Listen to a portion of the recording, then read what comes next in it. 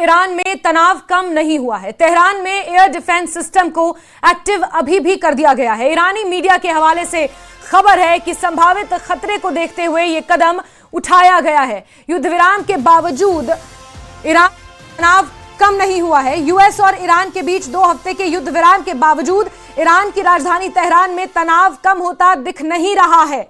ईरानी media के मुताबिक Tehran में एयर डिफेंस सिस्टम को एक्टिव कर दिया गया है।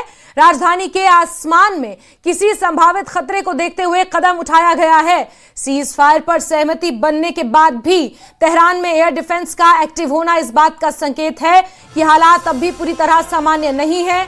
सुरक्षा एजेंसियां पूरी तरह से अभी भी सतर्क हैं और ये सीज फायर किसी भी वक्त टूट सकता है। आसान शब्दों में अगर समझा जाए तो इसके मायने यही हैं कि तेहरान में एयर डिफेंस सिस्टम को एक्टिवेट कर दिया गया है। आसमान से किसी भी संभावित खतरे के मद्देनजर राजधानी तेहरान में यह कदम उठाया गया है।